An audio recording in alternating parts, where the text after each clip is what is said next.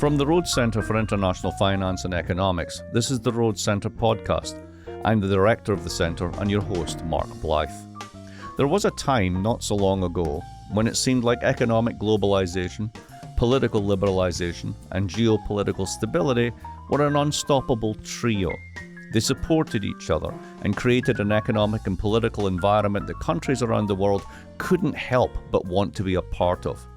Some called it the Great Moderation, some the end of history. Whatever name you want to give it, it seemed like it was here to stay, which of course it wasn't. Today, according to our guest, instability in all three of these realms, economics, domestic politics, and geopolitics, are creating just the opposite. A vicious cycle of economic and political disorder, which we seem to be ill-equipped to get ourselves out of. Eswar Prasad is Professor of Trade Policy and Economics at Cornell University and author of the new book, The Doom Loop: Why the World Economic Order is Spiraling into Disorder. And on this episode, my colleague Aditi Sahasrabuddhe and I talk with Eswar about this phenomena which he calls the doom loop. We go into what caused it, why it's so hard to stop, and what it means for the future of the global order. Aditi will be leading the conversation today, but you'll hear me from time to time as well. Here's our conversation.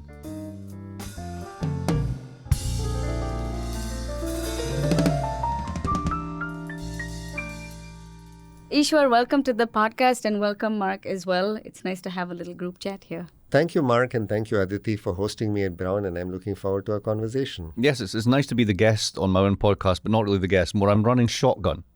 Eswar, can you tell us a little bit more about what is the doom loop and why we found ourselves in it? So the concept of the doom loop is that economics, domestic politics, and geopolitics are stuck in this negative feedback loop where they're bringing out the worst in each other rather than positively reinforcing each other.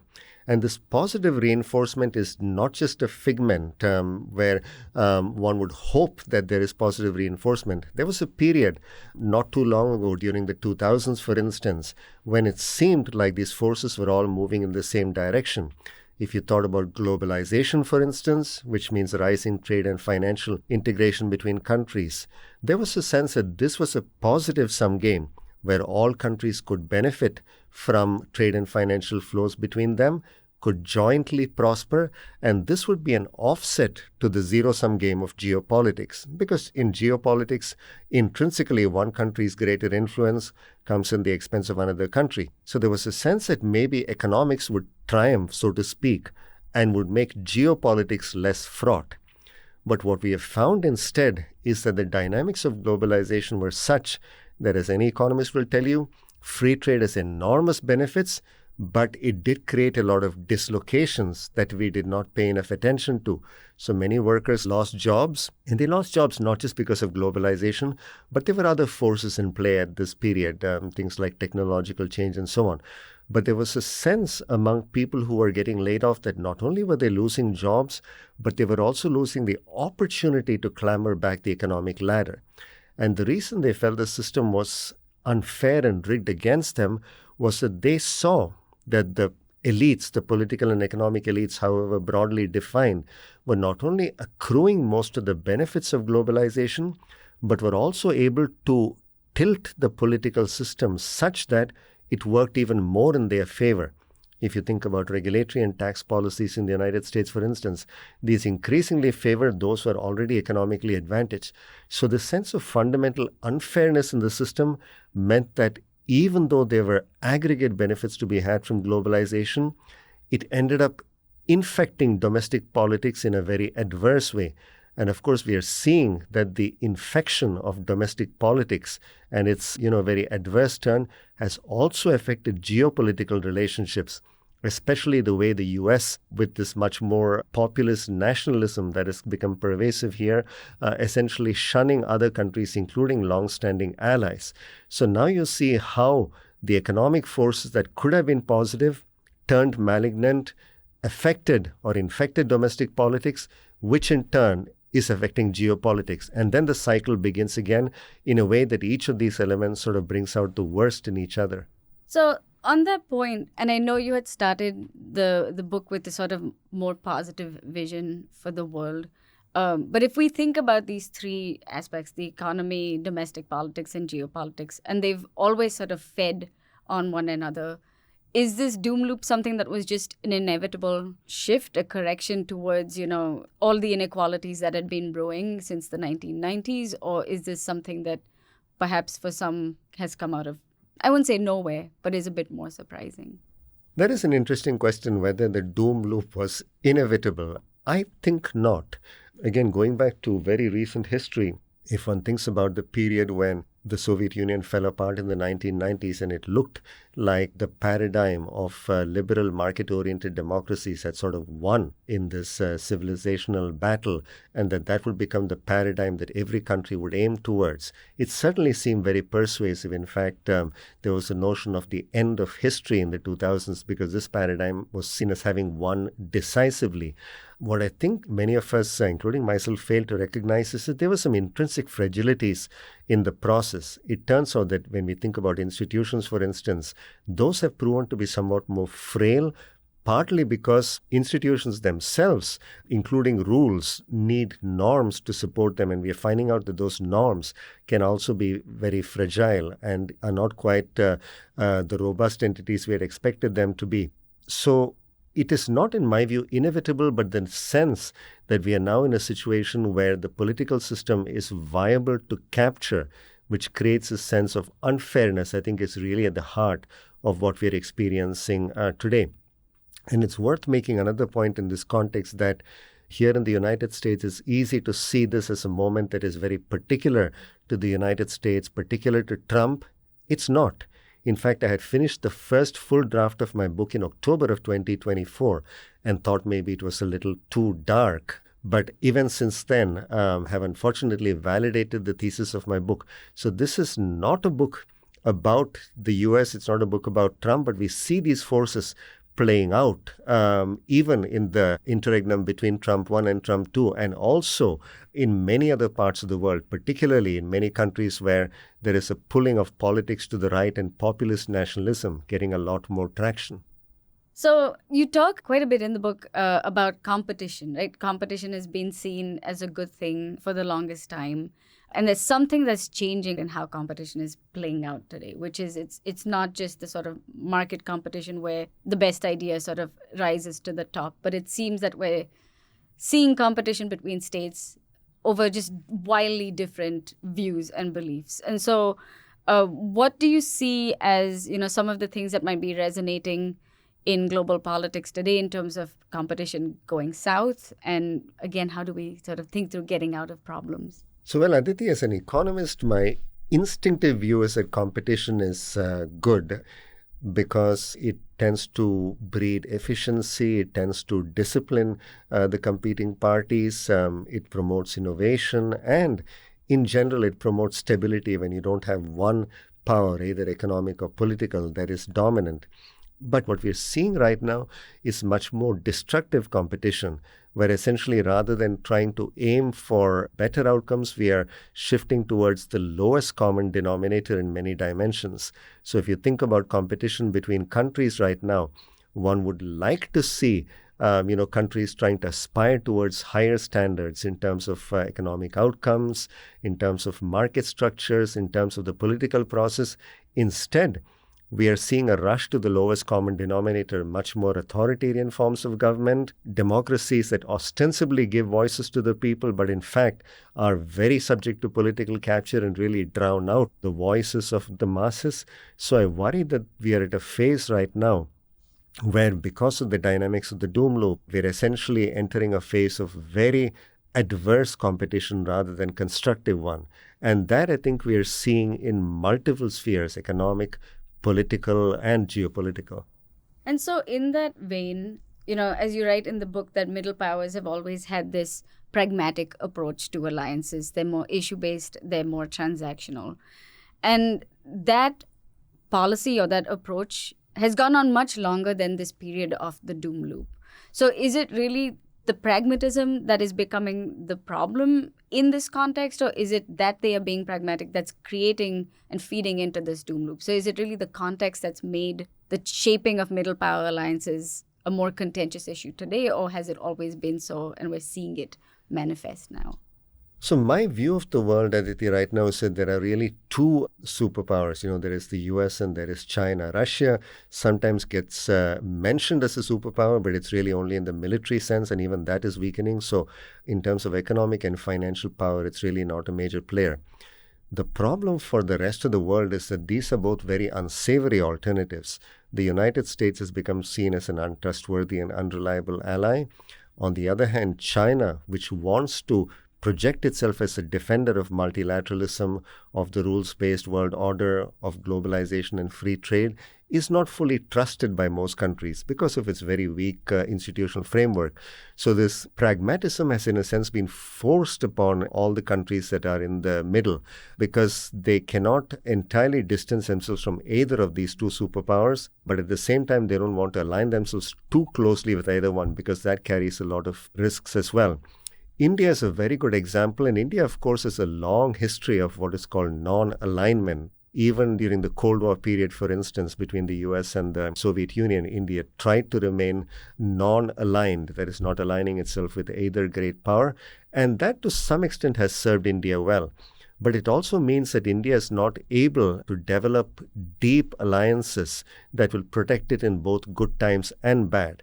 And of course, India is now a major economic power in its own right, so perhaps it doesn't need that protection. For all the other countries caught in the middle, especially the smaller ones, it's a much more complicated balancing act.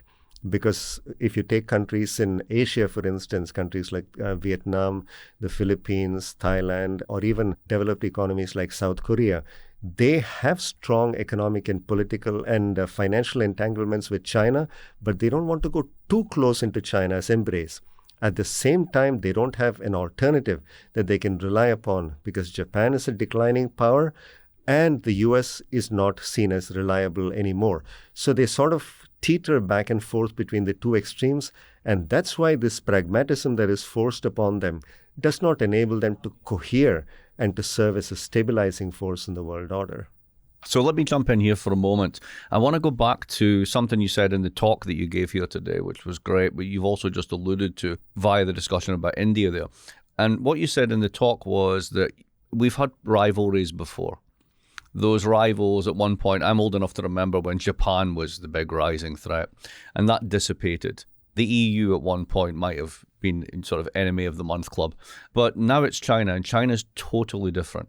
It's a very different beast, and therefore, the zone of compromise and the fundamental values that you would expect to like reduce conflict, reduce tension, simply isn't there. And I think that is very insightful. But let me play devil's advocate this way. If I'm a global south country, the United States wants me to buy more oil and gas, remain on the dollar, tell me what to do, tell me how to run my economy, tell me how to run my society. During the 2000s in particular, that was really a very strong tendency with the promotion of American view of human rights, etc.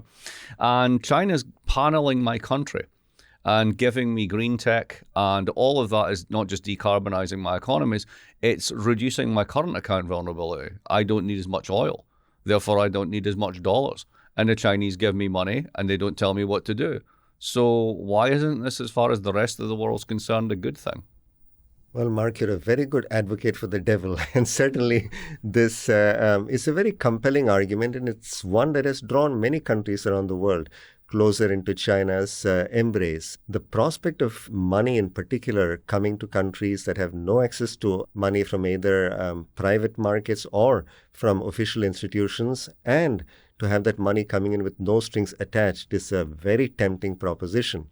The question is whether this is really going to benefit the masses in these countries. It's certainly going to benefit the leaders of these countries, but a lot of money from China sometimes comes in the form of debt with rather usurious conditions. It's not clear that these are projects that are necessarily commercially viable from the point of view of the countries involved. In my book, for instance, I give the example of Sri Lanka, which desperately needed financing for some infrastructure projects. It did get the money. It then realized that some of the projects that China had financed were not really commercially that viable. And because Sri Lanka was not able to pay off some of its debt, China essentially gained control of some strategic areas, including a port that has led to Sri Lanka regretting the day that it went into China's embrace. But having said that, China has certainly had a positive effects in some parts of the world where bridges, education systems, health systems have been improved thanks to China's money, but it is something of a Faustian bargain. And this is where the choice again becomes a very difficult one for many of these countries, because they recognize that China does come with money, does provide that money without too many strings attached. But if one was to think about it in terms of the long-term welfare of these countries, you can see why there is still some hesitation into going too deep into China's embrace, because again, the institutional framework in China does not engender a great deal of trust. So to a lot of the world, China might actually look like a better alternative than the US, but it's still not a very great alternative. So in that situation, where do countries look? As you said in your talk today, industrialized countries are lending less and less. They have their own public debt issues. So what is the alternative for the middle powers and the global south in this situation? That's a very difficult question, Aditi, to which there isn't a good answer. And I often get asked this question. In one of my recent talks, there was a gentleman, a senior policymaker from Iceland, saying, we're trying to do the right thing. How do we protect ourselves in the midst of this maelstrom? And the answer at one level is straightforward, but it's also very simplistic. All countries can do is basically try to, number one, diversify their relationships. If you're a business in Iceland, you want to think about diversifying your sources of supply of raw materials and intermediate inputs, but also your final markets for your goods and services. Likewise, you diversify your geopolitical relationships and you build self-resilience. And that might mean, improving your macroeconomic policies, both monetary and fiscal policies, and also improving your institutions so that when the shocks come, and there will be shocks come because this is a very volatile world, you're better prepared to handle them.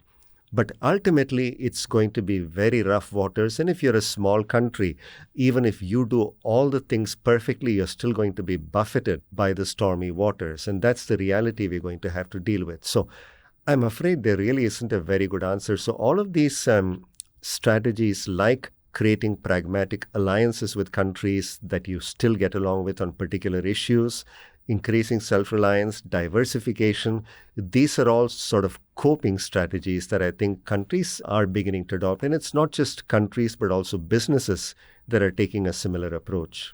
I wanted to back into something you had also mentioned in your talk today, which is you said that you were at Davos and that, what Mark Carney was talking about reflects a lot of what the key arguments of this book are. And I know we have some more predictable answers than others, but I'm curious to hear who are the voices in the room that would disagree with this thesis. And I also wanted to know, why has it taken the global leaders this long to speak up about what they see as effectively the doom loop as well? I think there was a sense of hopefulness that eventually the system would self-correct, that in particular, the corrective mechanisms that usually work in a democracy would bring some balance back in order. And, when Trump was elected president the first time, it was seen as a bit of an aberration. And when he lost power at the end of the first term, there was a sense that, order had been restored, and this was a momentary blip in American history. And we've had many of these blips in the past, and things would start returning to a semblance of order. That notion, I think, is now gone. And it's important, again, to remember that this is not just a dynamic that we see in the US, but it is a dynamic that we see in many parts of the world, including bastions of liberal democracy. There are many countries in Europe that are shifting much more to the right. And this notion of, this politics of resentment, where essentially skillful politicians are able to blame the other, and the other could be defined as domestic economic and political elites, or it could be immigrants, or it could be China. That is a very powerful message that is leading to this notion of populist nationalism becoming much more pervasive.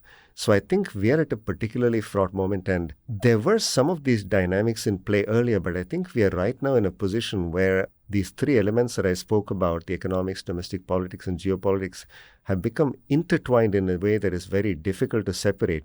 So we're at a particular moment in history when economic and financial integration has proceeded to a very significant level, and that has sort of intensified the doom loop. Again, we welcomed these forces once upon a time because we thought about them as positively reinforcing each other. That sense is now gone. I want to return to something that Aditi suggested earlier, which is that this might have been preordained in a very specific way. Danny Roderick famously has that troika, the trade-off. Basically, capital mobility, deep economic integration on a global level, and your politics is local, right? So that seems to capture a lot of this in the sense that if the economy is above and beyond the control of local economic elites, and then those local economic elites are part of a democracy where they're told, you need to fix this, and it turns out they can't, and we seem to see a lot of that just now, that is going to create enormous potential for backlash, which can be weaponized in lots of different ways. For example, we just saw a by-election in the United Kingdom where the Greens, who have never won anything, actually just go right past the governing Labour Party and the insurgent reformists. So I'm just wondering if there's actually a deep contradiction in here that to have globalization means to give up on democracy. And we kind of knew this with the end of the gold standard, that the minute democracy showed up, you can't do that anymore. But we kind of pretended we could get away with it this time. What do you think of that? I think globalization has turbocharged some of the underlying fragilities, the intrinsic fragilities of market-oriented liberal democracies. I don't think it was inevitable. I think it was because we did not pay enough attention to the distributional consequences. And as I argue in the book, globalization is one part of it, but there is this element of unfairness at the domestic level, but also the international level related to the rules of the game that I think is very important. And it's not just globalization. There are other forces like technology, the roles of the middle powers as well, that are all exacerbating these, when in fact we thought that while globalization might spin out of control, there are all these other factors that could keep things in balance. But the point of my book is that each of these potentially stabilizing forces has ended up, in a sense, reinforcing the doom loop dynamics. So it's above and beyond globalization, although that's certainly a very important part of the story. I want to come to the question of currency competition. So you've written extensively of the dollar trap and the renminbi's rise. I'd like to hear where your mind is on these questions today and how the doom loop might maybe either shift our thinking or embed it further as to the dollar's centrality. There is a very clear, compelling and logical narrative that the world should be shifting away from the dollar, because the dollar's dominance has had some benefits for the US, but also some costs. And for the rest of the world, it's not been great in many ways. Certainly, it's provided an anchor, one might argue, for stability in very troubled times, but one might also argue that it has created that instability by itself because it allowed the US to essentially run large current account deficits or trade deficits and borrow from the rest of the world to finance those deficits. And it's also meant that American policies, especially monetary policies, have effects on the rest of the world. Sometimes they can be positive, very often they are very negative. And right now the world sees its entanglement with the dollar as creating economic risks, but also geopolitical risks. So there is a desperate desire to diversify away from the dollar. The problem is that one needs something to diversify into if one is thinking about an alternative currency for international payments or to hold foreign exchange reserves, which are central banks' rainy day funds. And the alternatives have proven very fragile. If you think about the Eurozone, there are many economic fragilities, but also centrifugal forces that are pulling the zone apart. China wants to have its currency, the renminbi, be a major player in global finance, but it's not willing to allow free flows of capital across its borders. It wants to maintain control of its exchange rate rather than let it be market determined. And because of China's institutional structure, the lack of checks and balances, the lack of an independent central bank, foreign investors don't necessarily trust China. So for all its flaws and weaknesses, the dollar still seems to be the only game in town. Now, one might argue that I've spoken a lot about destructive competition. Maybe having one currency is good for the world because, again, it gives everybody one very clear anchor that they can focus on. In normal circumstances, that may be true, but right now it means that the United States has one geopolitical and economic weapon that it is wielding in a quite arbitrary fashion against rivals, but also allies. And it also means that all the volatility in US economics and politics immediately spills over into the rest of the world through the dollar channel. So in fact, this is one area in which there hasn't been as much competition as might be desirable, but that also is having adverse effects. So rather than just, again, I'll just play the devil's advocate. See, now as I'm already backing up the devil, which is good. I like that one. Doom loop implies a terminal point. Doom loop implies doom. And we could recast this essentially as volatility. It's just a bit more volatile. So if we start in the 90s, we have the unipolar moment, we have American dominance, we have that whole period of, if you will, cultural and economic overreach. That comes a cropper, as you note well in the book, with the financial crisis, hiding hidden fragilities. We then get the central banks to basically just keep the show on the road by adding infinite liquidity until that becomes ineffectual, causing a huge wealth inequality skew, et cetera, et cetera. So basically, we've had this period. We're well past the happy times in this. We're 20 years into this.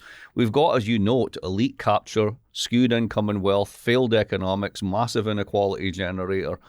Why would we expect this to hold together? Surely this kind of has to fall apart in order to be rebuilt, doesn't it?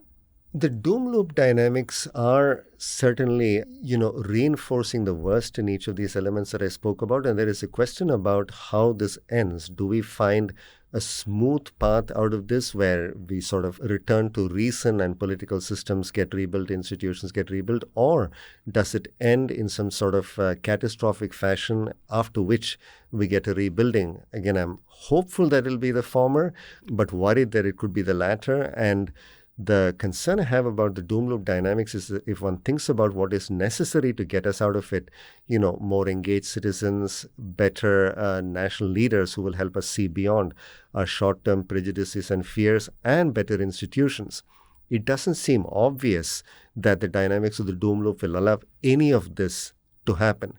And one question is whether this is consistent with what we see on the surface. If one thinks about how economies are doing, at least over the last year or two, and how they're likely to do in the immediate future, if you think about how financial markets are doing, both in the US and in the rest of the world, everything looks pretty good. The problem is that there are all these tensions and stresses building up beneath the surface. And I worry that much like in the period of the early 2000s when things looked very calm on the surface, but financial system stresses were building up underneath the surface, right now we might be in a period where it's not just financial system stresses, but very deep stresses to the social fabric that are in play. And that could end very messily. I again hope that that will not be the case, but I don't see an easy way that we can extricate ourselves out of the doom loop. And so something that I found to be a common theme throughout the book and what we see in sort of the global affairs today is this sort of overall secular decline in trust, whether it's at the societal level, between individuals, in elites, in institutions. But one of the big points I took away is, institutions might still be the answer to getting out of the doom loop. But how do we do that if there's no trust in them? And how do we sort of start to restore trust at all of these levels that make it really important for the doom loop to not be perpetuated? That's a really important question, Aditi, and you were there at the origins of this book, so you know how this book has evolved over time. And institutions were the answer in the more cheerful version of the book that I planned to write, both domestic institutions and international institutions. And as you say, the underpinning of institutions themselves is trust, and they need to be seen as credible, legitimate, fair and transparent, which is a lot. But we did have a set of institutions, both at the domestic level in countries like the United States, but also international institutions that seemed to have many of these characteristics. So one view of the present moment is that we are seeing these institutions crumble before our eyes. And there is this negative feedback loop between the institutions crumbling and the lack of trust in them, because it's a loss of trust in the political process, for instance, as it's leading to the erosion of these institutions. But one could, in a more optimistic framing, Aditi, also think about this as an opportunity at a time when, rather than just fixing these institutions at the margin, one can start thinking about trying to build them in a much better fashion. And of course, there are both domestic and international institutions important here. So at the domestic level, it includes the rule of law, a system of checks and balances, a free and transparent press, and even specific institutions like an independent central bank. And among international institutions, it could be those that mediate world trade, finance, and also many other issues, including geopolitical conflicts. So I think we have a set of principles that are necessary to rebuild these institutions, and we could think about what they should look like in a way that meets the criteria that I laid out earlier, but also evolve over time in response to changing conditions. The question is, who is going to do the recreation or the rebuilding? At the moment, we do not have a good answer to that. And I think the answer really lies in citizens getting much more engaged in the political process and finding ways to bring leaders up through the system who can actually appeal to our better selves rather than to our fears and prejudices. I have no illusion this is going to be straightforward or easy, but I think we have to start walking down that path. A final question? I have one final question that's actually very academic. But I think something that strikes me in this book is that, you were thinking as an economist that some of these assumptions or theories that we've had are not holding up today. I'm curious about how much the economics profession is sort of paying attention to these dynamics and having a sort of rethink moment of whether our ideas of competition still hold, our assumptions that competitors have the same goals and are like-minded, clearly not in place today. So in terms of sort of the policy world that listen to economists and academics, where do we go from here? And what kinds of, check-in do we need to have with the discourse and how that translates into policy? That's a hugely important question for my discipline, Aditi, and it is something that at least some of us are taking seriously. In fact, there is a whole new branch of research developing called geoeconomics, which tries to take on board the notion that you cannot separate economics from geopolitics. In the period leading up to the global financial crisis of 2008-2009, there was a sense that, we could study macroeconomics, especially monetary policy, as separate from financial markets. And of course, it's not that we economists didn't realize that there were connections between the two. There were some theoretical models and some empirical work connecting the two, but it wasn't an intimate connection. After the global financial crisis, we came to the realization that you cannot separate these two, that financial markets and monetary policy have to be studied together because the connections are too deep, too ingrained to separate the two of them. I think we are at a moment right now where we need to think a lot about geopolitical feedback effects as well onto economic policies. The problem is that the more realism you introduce into economic models, the less sharp the insights are that you get from them. So I think as economists, what we're grappling with is this tension between trying to take on board more of these complexities of how economic policies are now being undertaken and implemented in an interconnected world where it's not just about economics, but it's about domestic politics and geopolitics, but at the same time trying to draw insights that are sharp enough that they have some practical value. It's an enormous challenge, and I know that some of my colleagues are trying to rise to it. So I would say welcome to international political economy. Indeed, certainly in your field, you think much more about these issues in a broader way, and perhaps we are moving towards that as well. I think that's excellent. Thank you for coming to Brown. Thank you for the talk. Thank you for the chat. It's been my real pleasure. Mark, Aditi, thank you so much for hosting me, and I enjoyed our conversation. Thank you. This episode was produced by Dan Richards. I'm Mark Blyth. If you like this episode, leave us a rating and a review on Apple, Spotify, or wherever you listen. And be sure to subscribe to the show while you're at it. We'll be back soon with another episode of the Rhodes Centre podcast. Thanks for listening.